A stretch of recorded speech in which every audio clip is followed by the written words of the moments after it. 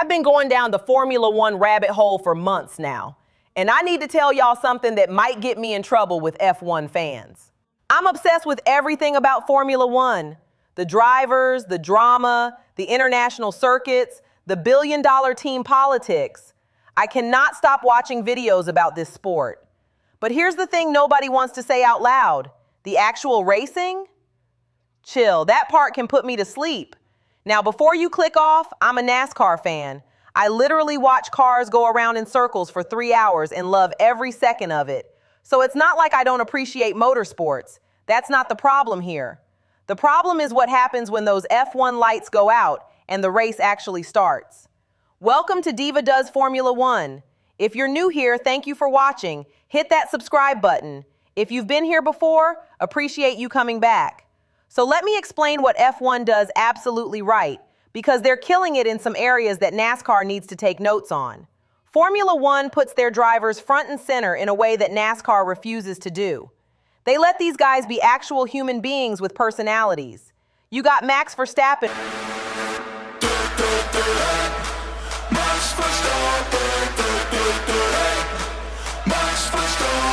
with his dry-ass sense of humor and gaming streams. Lewis Hamilton out here walking red carpets and pushing boundaries with fashion. Daniel Ricciardo's energy is damn near infectious. They're from different countries, different cultures, and F1 actually lets them express that instead of making them all sound like corporate robots reading from the same script. Drive to Survive on Netflix?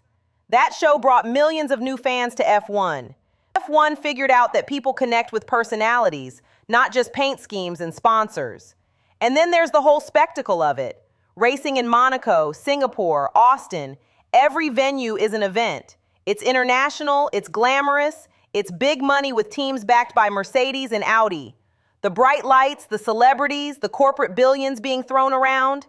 F1 has that sparkle and dazzle that makes it feel important on a global stage.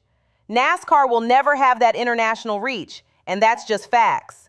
On my NASCAR channel, Diva in the driver's seat, I talk a lot about the business side of racing, not just the on-track action. I compare drivers to quarterbacks, break down why NASCAR struggles with new fans, analyze the money and politics behind the scenes. So I appreciate what F1 has built as a brand and business.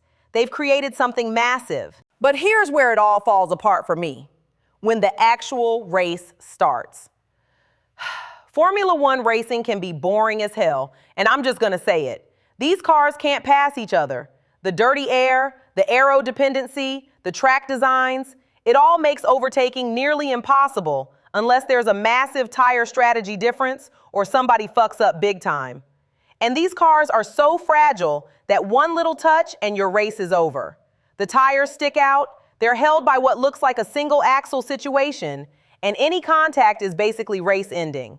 You got 20 cars spread out over miles of track. In NASCAR, you can have 3, 4 cars wide battling for position, and that's when it gets really good. In F1, I'm watching to see if there will be a position change, not when. Qualifying basically determines your race result unless something crazy happens with pit strategy or weather. And let's talk about the budget disparity.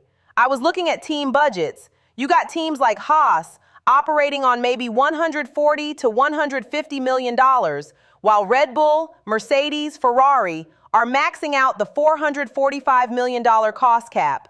That's a massive difference, and it shows on track. There's no parity. You know who's probably going to win before the race even starts? I haven't watched a ton of live F1 races yet. I'm still catching up through videos and old race footage. But everything I'm learning tells me this is the pattern.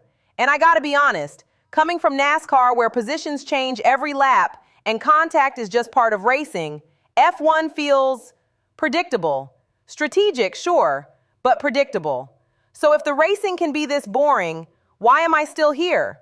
Why do I keep watching F1 content? Because the stories are fucking wild.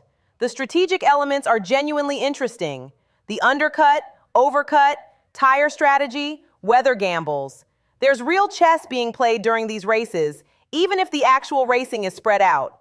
And the off-track drama? Chile. That's where F1 really delivers. The 2021 championship controversy, team politics, driver market chaos, the technical spying between teams. It's reality TV on wheels. And then there's the sponsor situation in Formula One, which is a whole other level of crazy that I'm diving into in my next video. Trust me on that one. Look, I'm not hating on Formula One. I'm being honest about what works and what doesn't. I'm brand new to motorsports. I just became a NASCAR fan earlier this year after watching the Dale Earnhardt documentary on Amazon Prime. So I don't have decades of loyalty making me defensive about either sport. Maybe that's why I can see both sides clearly. Formula One has the personalities, the platform, the international appeal, and the spectacle. NASCAR has the racing, the actual on-track competition where anything can happen on any lap. Neither one's perfect.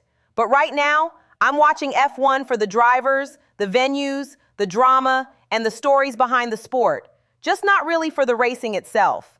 Let me know in the comments if you feel the same way or if I'm tripping. And if you're a diehard F1 fan, don't come for me. I'm still learning, I'm still watching. I just need these cars to be able to actually race each other.